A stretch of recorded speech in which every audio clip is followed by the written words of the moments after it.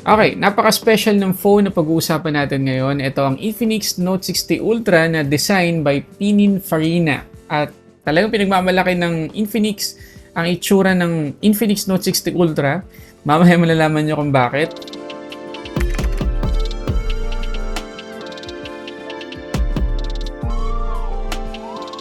Okay, konting information lang tungkol dito sa Pininfarina na partner ng Infinix para dito sa Note 60 Ultra. So ang Pininfarina is a renowned Italian design firm and coach builder founded in 1930, specializing in automotive styling, industrial design, architecture, and nautical engineering. Famous for designing iconic Ferraris, Alfas, and Maseratis. Ganun lang naman kasosyal ang Pininfarina. At dahil Pininfarina yung nag-design ng phone na to, expect ninyo na may pagka-racing car vibe yung itsura niya. Mamaya, ma-appreciate nyo lalo yung kanyang itsura. So ngayon, focus muna tayo sa unboxing. So dito sa unahan ng box, makikita ninyo yung Infinix designed by Pininfarina Note 60 Ultra. Tapos dito sa likod, makikita natin yung ilang top specs ng phone na to. Pero ang pinaka gusto kong makita ninyo ay yung nasa loob mismo ng brown box na to. At yan ay yung mismong box ng Note 60 Ultra. Kita nyo naman guys. Oh.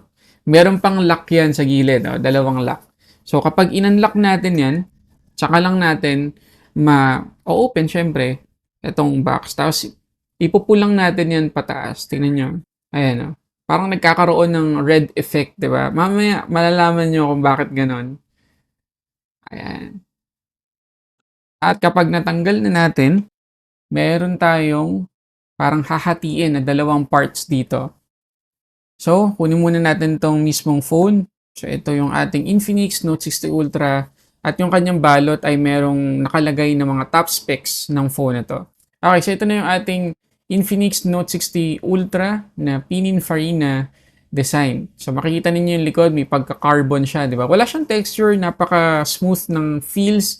Pero dahil matte finish, hindi siya kapitin ng mga smudges, napakalinis tingnan. Tapos meron tayong Pininfarina branding dito, pati na rin dito sa may gilid. Ayan, design by Pininfarina. So tabi muna natin yan. Tignan natin yung isang part ng box.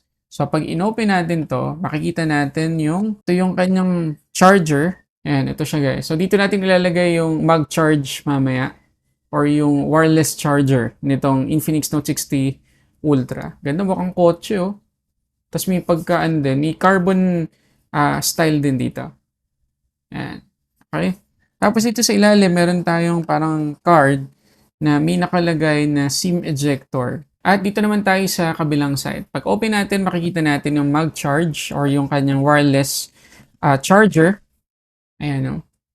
Carbon din yung kanyang style. Tapos ilalagay lang natin yan dito. Tatapat lang natin yung USB-C dun sa may butas.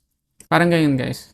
Ayan. Tapos sa ilalim makikita ninyo, dito na natin papadaanin yung kable papunta doon. Ayan. Tapos lalagay na lang natin dito yung ating Note 60 Ultra para mag-charge. Meron din tayong document sleeve dito na syempre wala nang SIM ejector kasi nakita na natin kanina. Documentations. Tapos, meron tayong tempered glass. Ayan. Tapos, yung ating case. Okay. Full exposed yung ating camera module, pero mamaya explain ko kung bakit confident sila na naka-expose yung ating camera module. Tapos, yung likod niya, may texture na siya na carbon. Ayan. Ganda. Tapos, meron din tayo ditong 100 watts na charging brick na kulay itim. Tapos USB-C yung port. At panghuli yung ating USB-C to USB-C cable. Okay, so ngayon na-unbox na natin. Pag-usapan natin itong Note 60 Ultra. Unahin natin yung design. So if ever lang guys na hindi nyo trip itong Torino Black, meron pa silang Monza Red, Amalfi Blue, at Roma Silver. At yung sinabi ko kanina na naka-expose talaga yung camera module nitong Infinix Note 60 Ultra at confident dyan Infinix. Ang reason ay dahil meron tong Corning Gorilla Glass Victus protection. So itong mismong camera module na to, flat na flat yan guys. Talagang wala kang gap na makikita. Ang tawag nila dito ay Uni-Chassis Cam Module. Okay? Kasi nga, isang diretso lang siya, flat na flat. So kapag nilapag natin yung ating Note 60 Ultra ng ganyan, wala siyang wobble. Talagang flat na flat siya. Napaka-comfortable gamitin kahit naka lapag siya ng ganyan. At kagaya nung nakita nyo kanina, meron tayo ditong active matrix display at meron tayong kulay pula na effect dito. And mukha talagang may pagka racing car vibe itong phone na to. Napaka premium talaga na itsura. Ang ganda ng pagkaka-design talaga ng Pininfarina dito. Tapos meron tayong dito, mini display para dun sa active matrix.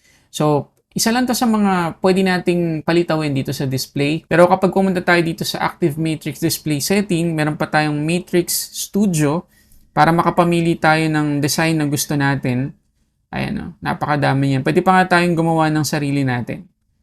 Ayan. So, napaka-customizable. So, pwede natin gamitin yan para hindi natin palaging kailangang i-unlock yung phone para i-check lang yung notification. Kasi pwede natin i-customize yung lilitaw dito na notification. Pag nakita natin yun, doon lang natin masasabi kung kailangan ba talaga nating i-unlock yung phone natin. At upon setting up guys, ito yung mismong default na display, pati yung kanyang icons. Ayan. Hindi ko masyadong type personally, pero at least diba, nag-rhyme siya dun sa mismong design sa likod. So pinalitan ko muna para mas ma-appreciate natin yung UI. So mukha pa rin siyang iPhone, kagaya niyan, makikita nyo meron pa rin tayong dock dito kapag tinignan natin yung controls, mukha pa rin iPhone yung itsura. Kapag tinignan naman natin doon taas, meron tayong secondary speaker dito na tuned by JBL. Meron tayong IR blaster, pati secondary microphone. Dito naman sa ilalim, yung ating SIM tray, main microphone, USB-C port, at main speaker. So ang tawag dito guys ng Infinix ay 360 degrees JBL dual stereo speakers. So ganun kalakas at ganun sila ka-confident sa quality ng speakers itong Note 60 Ultra at hindi naman sila nagkamali doon kasi hindi tayo mabibitin sa maximum volume pati na rin sa tunog. Napakaganda po talaga. At mag-enjoy tayo lalo kapag nanonood tayo ng mga movies dito or naglalaro tayo. At nagawan din ng Infinix ng paraan yung pag-transfer ng files mula dito sa Infinix phone papunta sa ating iPhone if ever man na meron tayo or may isasend tayo sa friend natin na naka-iPhone. Kailangan lang natin i-install itong instant transfer na application dito sa ating iPhone. At makikita ninyo, nagiging visible siya dito kapag magsasend tayo ng file. So, tap lang natin yan at makikita ninyo na merong marireceive yung ating iPhone. Allow lang natin yung mga permissions na yun tapos receive at nakapag-send tayo ng file. Hindi pa rin siya ganun kabilis compared sa iOS to iOS, pero at least meron tayong bridge. Mas madali tayong makapag-send ng files mula dito sa Android phone natin papunta sa iOS. Ang isa pa pinagmamalaki ng Infinix dito ay tinatawag nilang Global Satellite Calling and Messaging. So, pagpunta tayo sa setting, meron tayong makikitang satellite network. So, for emergency cases to, halimbawa, nasa isang napaka-secluded na lugar tayo or remote area na walang signal yung ating phone, magagamit natin to para makahingi ng tulong kung kailangan man. Pero, kailangan yung tandaan na depende to sa SIM card na gamit natin. Sa ngayon, itong GOMO SIM na gamit ko, hindi siya compatible. Pero para lang makita ninyo at magka-idea tayo, enter experience mode tayo at makikita ninyo yung process niya. So, kailangan muna siyang itapat sa isang direction na tugma or makakasagap ng satellite signal. At kapag na-establish na natin yung connection, kailangan nakatilt yung phone at makikita ninyo. Ayan, satellite communication connected successfully. Okay? Satellite information. Yan. Hanggang doon lang tayo kasi nga hindi compatible yung ating SIM. Pero at least nga, meron tayong magagamit na ganito sa panahon ng emergency. At good news, hindi lang to basta dual nano SIM. Pwede rin tayong mag-install dito ng isang eSIM. So, it's either dalawang nano SIM or isang nano SIM plus isang eSIM. At pakita ko sa inyo yung speed test na ginawa ko dito. Tingnan natin yung result kasi meron tong 5G plus or nakasagap to ng 5G plus connection. Unahin natin tong sa Ookla. Kita nyo naman, 336 Mbps guys. Tapos 25.5 Mbps naman yung upload speed. At dito naman sa Google Speed Test, 235.2 Mbps yung download natin, 23.6 Mbps naman yung upload. At lastly, dito sa fast.com, 370 Mbps guys yung nakuha natin na download speed. Tapos 74 Mbps naman yung upload. So based dun sa tatlong result ng test natin sa kanyang speed connection, reliable guys at mabilis talaga. Yan ay kung naka 5G plus tayo sa area natin. Kasi ako, dito mismo sa kinuupuan ko, gaya ng ginagawa ko dati, at naka GOMO SIM ako. Pero Either way guys, talagang maasahan natin na mabilis at reliable yung connection natin dito. At kailangan naman talaga yon kasi nga meron tong global satellite messaging and calling feature. Ngayon pag-usapan naman natin yung camera kasi isa to sa pinagmamalaki ng Infinix dito. Meron tayong 200 megapixels main camera na merong OIS, 50 megapixels na 3.5x periscope telephoto camera na meron ding OIS, 8 megapixels na ultrawide at 32 megapixels na selfie camera. So tingnan natin yung mga sample photos at videos kuha dito.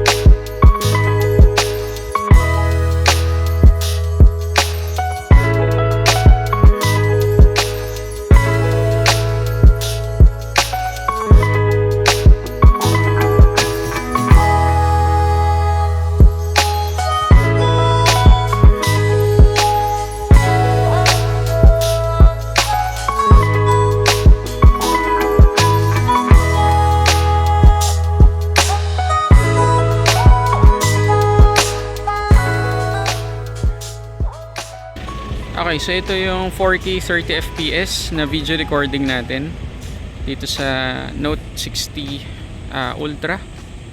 So makikita ninyo stable. Tapos yung ating stabilization na ginagamit ay yung AI stable. Kapag ultra steady yung ginamit natin, magda-downscale siya to 1080p. Okay, so itong AI stabilization ay hanggang 4K 60 frames per second.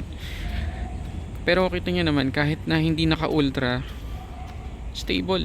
Hindi maalog yung kuha natin. Tapos pwede nating i-switch yung ating lens. Try natin kung pwede i-switch siya.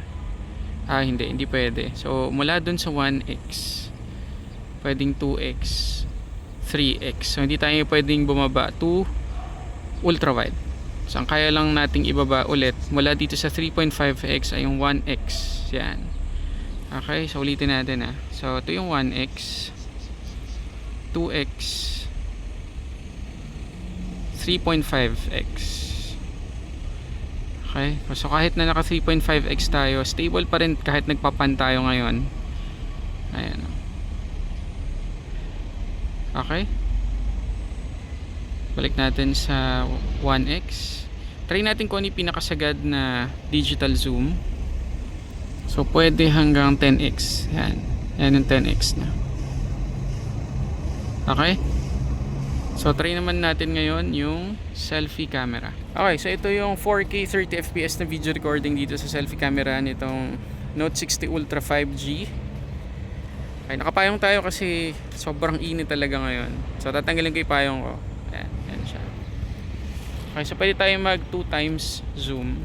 Ayan, 1x. Ayan, nakipayong ulit tayo. Tingnan natin yung stabilization nya.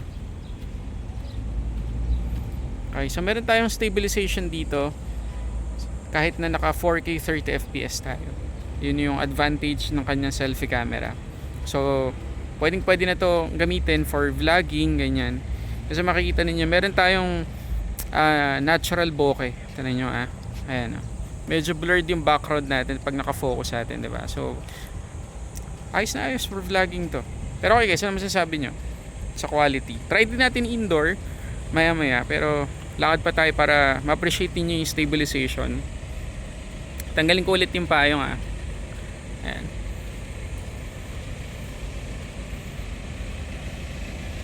Okay, indoor naman tayo. At ayun na nga, so indoor tayo ngayon. Ito naman yung 4K 30 FPS na video recording pa rin dito sa Note 60 Ultra. And again, indoor. So kagaya dun sa outdoor kanina na pasado yung quality, pasado rin dito sa indoor. So meron tayong ilaw dito sa tapat ko, meron tayong studio lights.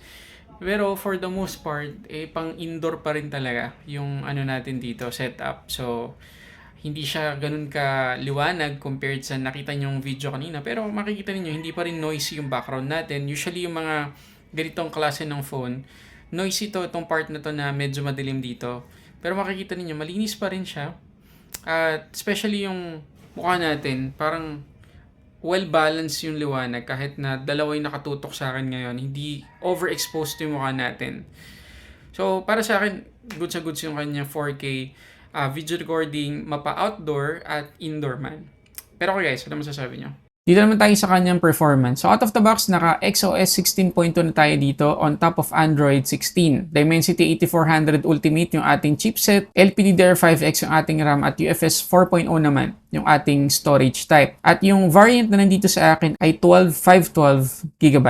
Meron din tayong tinatawag dito na iScore cooling system at isa rin yan. Sa pinagmamalaki ng Infinix dito na madali daw mawala yung init dito sa phone na to. So mamaya titingnan natin kung effective ba yung cooling system ng phone na to. Pero gusto ko muna i-mention na yung software support ng Infinix Note 60 Ultra ay impressive kasi 3 major Android upgrades yung marireceive natin dito. So hanggang Android 19 po yung phone na to. Plus, meron pa tong 5 years na security patches. So, matagal-tagal po natin magagamit to. At yun nga, isa pang good news, sinabi ko kanina, UFS 4.0 yung ating storage type. So, mabilis po talaga yung read and write speed. At kung plano natin gamitin talaga ng matagal to, hindi tayo madidisappoint ng mahaba-habang panahon. At ito yung pinakamataas na Antutu score na nakuha natin dito sa Note 60 Ultra, 1,949,557. So, almost 2 million na yung kanyang score. At based sa score na to guys, maaasahan natin na kahit anong application yung patakbuhin natin dito sa Note 60 Ultra, kakayanin po talaga nito. Pero hini-hini pa rin tayo guys kasi 7% yung nabawas sa ating battery nung natapos yung wildlife stress test.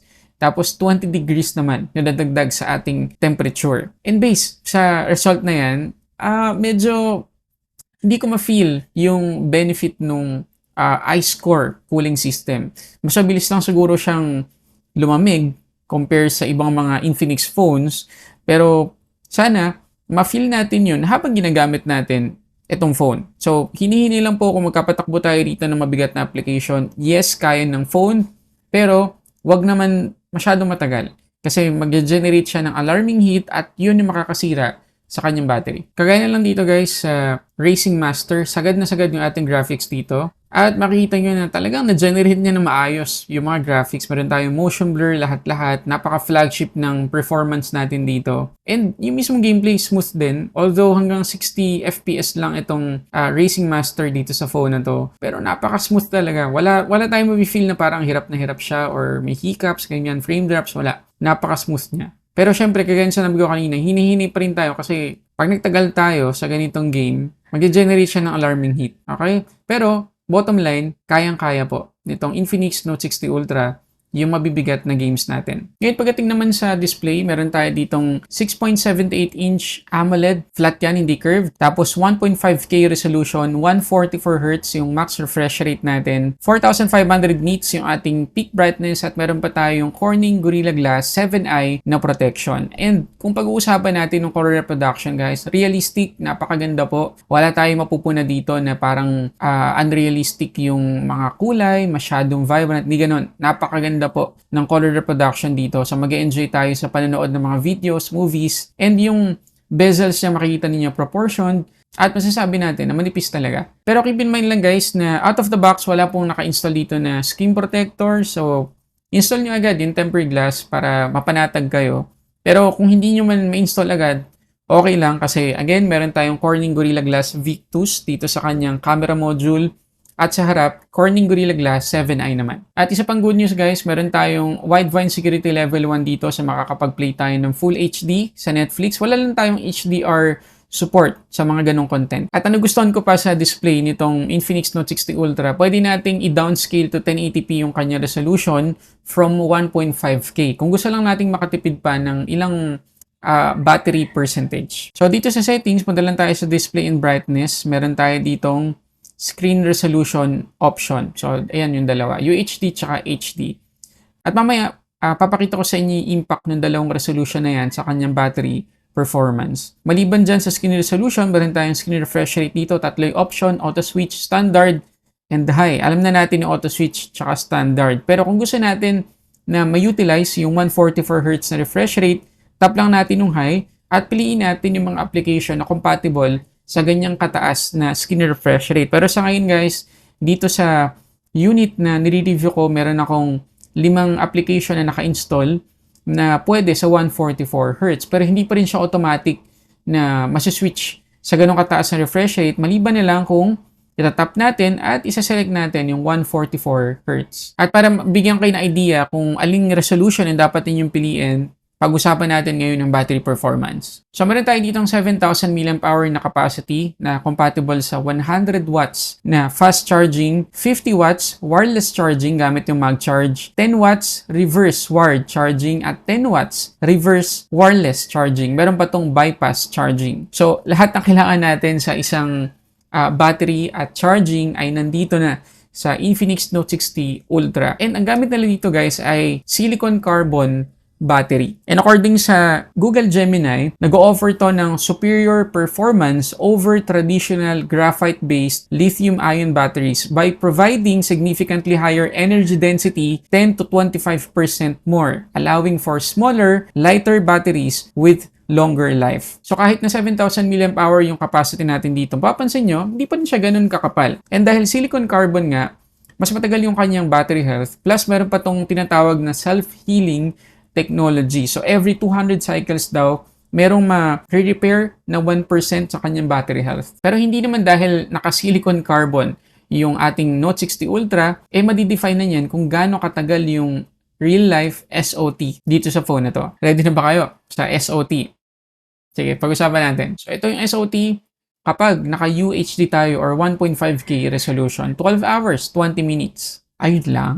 Medyo ako doon, medyo na-surprise talaga ako. Na-disappoint ako talaga sa totoo lang. Pero asahan natin na kayang-kaya pang i-improve yan ng Infinix sa mga paparating na software support dahil nga matagal po yung updates na marireceive nito. Ngayon, itry natin i-switch to 1080p. Tingnan natin yung SOT. Ito naman yung nakuha natin. 13 hours, 38 minutes. Ganun pa rin, ito lang. Kahit na nilagdagan tayo ng more than 1 hour naman, pero hindi ko pa rin masasabi na impressive. Hindi ko rin masasabi na okay lang para sa presyo. So sana talagang maano yan ng Infinix, ma-address nila yan. At least 16 hours sana, yun yung goal natin kapag naka 1.5K resolution. Doon ko masasabi na goods, okay na yun.